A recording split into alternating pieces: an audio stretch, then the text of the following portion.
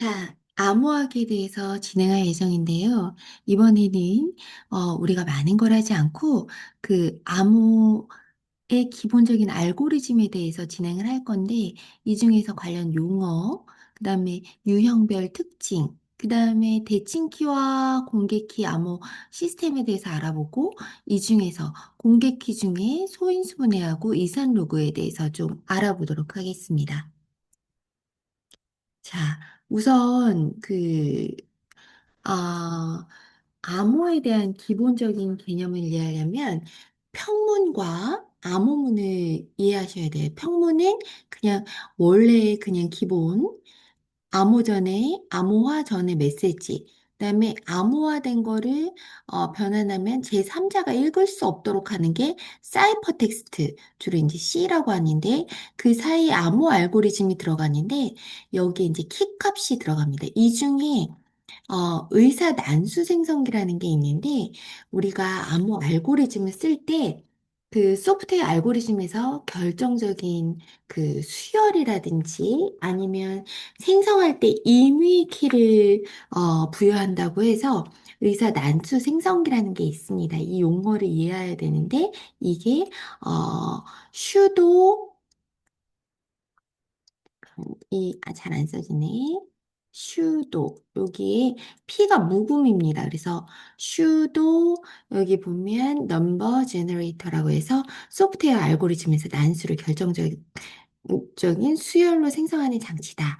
이렇게 이해하시면 되고, 또 하나의 용어를 기억해야 되는 게, 우리가 패스워드를 해시값을 통해서 진행한다고 했는데, 이걸 조금 더 복잡하게 해서 앞뒤에다 솔트라는 걸 붙입니다. 이게 이제 무작위 난수값인데, 요거를 앞뒤로 붙여가지고, 만약에, 패스워드의 비밀번호가 만약에 P가 있다. 그러면 앞포는 D에 붙여가지고, 해시를 쓰면 좀 더 복잡해지겠죠?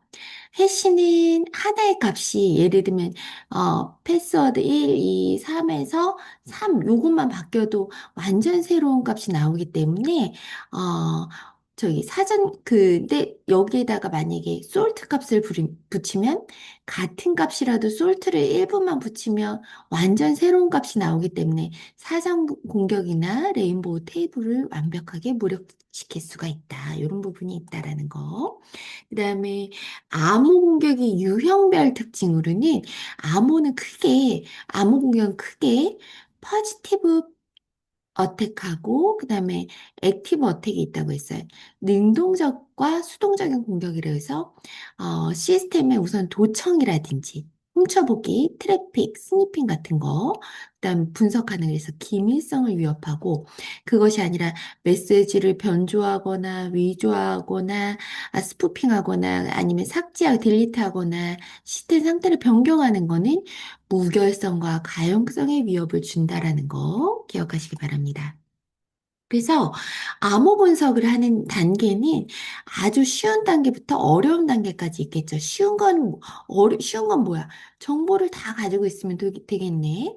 어려운 거는 정보가 없을 때 암호문만을 단순하게 해석할 때 이게 아까 말한 대로 암호문 사이퍼 텍스트 온리 어택, ONLY, 온리 어택이라고 그래서 암호문 자체를 그냥 공격하는 거. 그 다음에 기지 평문 공격을 해서 알려진 평문 공격. 그래서 known.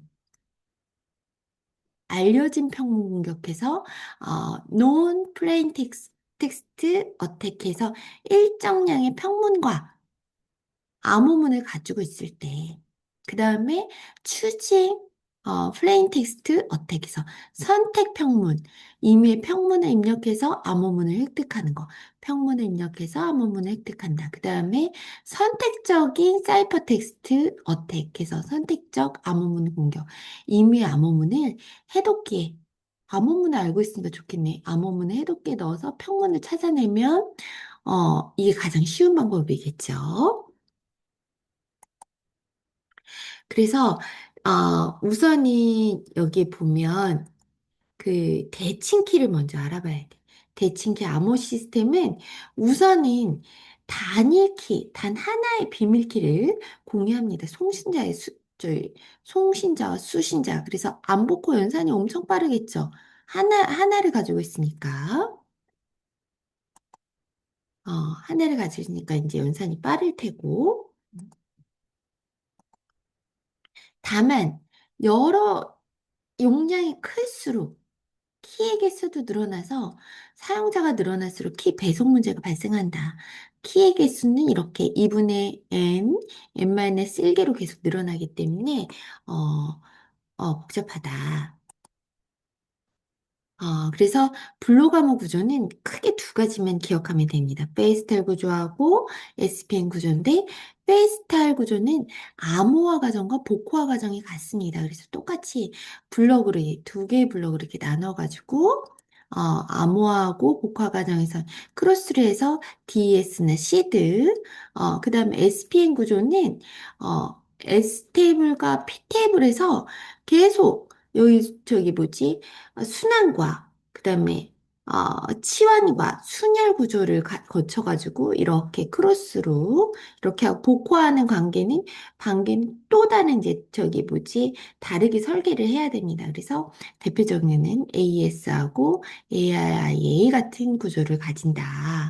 아, 그래서 블록 암호의 운영 방식은 세 가지로 볼 수가 있습니다.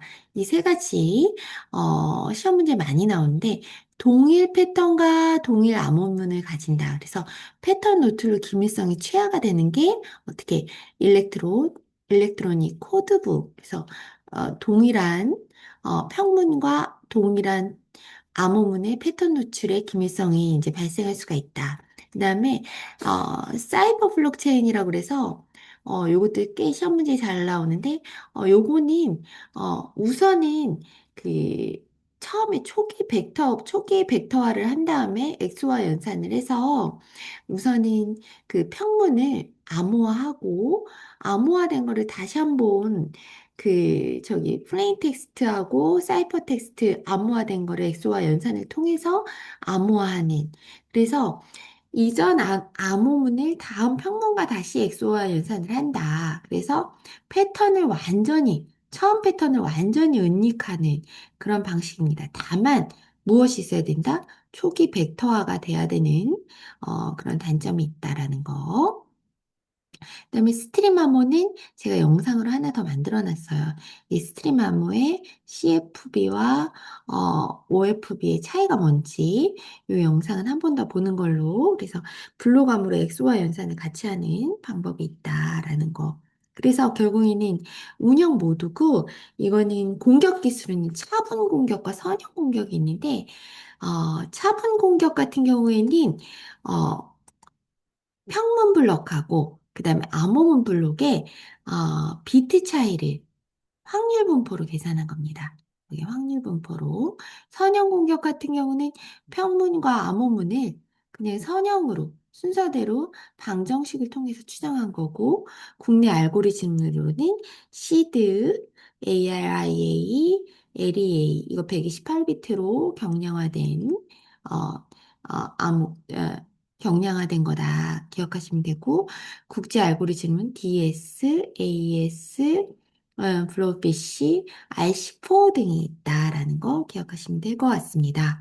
그다음에 공개키 암호화 시스템 같은 경우에는 이제 조금 더 집중해서 봐야 되는 게 아까 말한 대로 키의 배속 문제를 근본적으로 해결이 안 돼서 이걸 하기 위해서 어, 누가 배송했는지 알 수 있게 개인 키를 부여하고 그래서 전자 서명을 통해서 부인 방지를 제공합니다. 그래서 공개 키와 개인 키가 한 쌍으로 운영된다. 그래서 EN 방식으로 진행돼서 약간 복잡한 수학적 연산을 거치기 때문에 대칭 키에 대해서 현저히 느리다. 그래서 연산하는 건 무조건 공개 키다. 그래서 두 가지를 배우는데 연산하는 걸로는 뭐 소인수분해하고 이산대수를 배운다. 그래서 소인수분해 알고리즘은 큰 두 소수의 곱은 쉬운데 다시 결과값을 반대로 소인수분해 하기는 쉽지 않다. 너무 큰 거를 소인수분해해서 값을 내리기는 곱하는 건 쉬운데 이거를 분해하기는 쉽지 않다라는 걸로 RSI 알고리즘, 그래서 오일러의 피함수와 모듈러 연산을 통해서 복잡한 알고리즘을 쓴다. 그다음에 라빈도 라빈암호도 소인수 분해를 이용한다. 복화 과정에서 2차 합동식을 푸는 걸로 사실 계산식이 복잡하고 매우 느리다라는 거 기억하시면 될 것 같습니다. 그다음에 두 번째로 이산대수 알고리즘이 DP 헬먼 알고리즘 요게 좀 꽤 많이 시험 문제에 나옵니다. 요거는 키 값은 움직이지 않습니다. 세션 키 값을 주면 그거 가지고 양쪽에서 이제 계산을 하는 거예요. 요 양쪽에서. 노드 A에서 키를 배송하는 게 아니라 어떤 키 값을 주어지면 양당간 합의를 통해서 유도하는 최초의 알고리즘이다. 근데 이제 이거를 움직이는 과정에서 여기 패킷이 탐지를 하게 되면 중간자 공격에 좀 약하다. 치명적인 약점에 있다. 이제 뒤에도 이제 나올 겁니다. 그래서 중간자 공격에 중간에서 뭐 가로채는 그런 부분이 발생한다면 이거는 조금 문제가 발생할 수 있다. 그래서 DP 헬머는 Man in the Middle이라는 중간자 공격에 취약하다. 그다음에 경우의 수가 적을 때는 상관이 없는데 수가 너무 많으면 실현하기가 어렵다는 단점도 있습니다. 그래서 그런 거랑 그다음에 엘가말도 이산대수 방식으로 해서 무작위 암호 체계를 가지고 동일한 평문도 매번 다른 암호문을 생성하고 암호문의 길이가 평문보다 두 배나 된다라는 단점을 가지고 있다라는 거.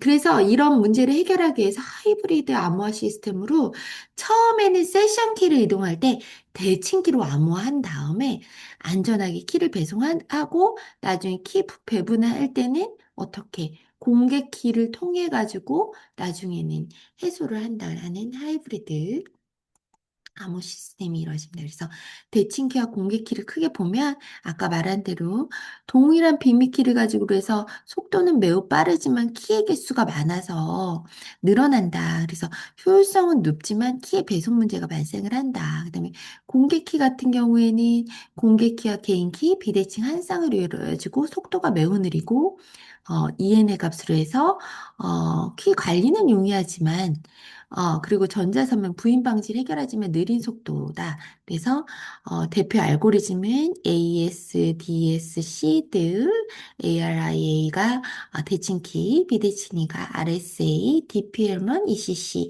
등이 있다라는 거 기억하시면 될 것 같습니다. 그래서 시험 직전에 나온 것들은 여러분 한번 읽어보고 마무리하시면 될 것 같습니다. 자, 여기까지입니다. 수고하셨습니다.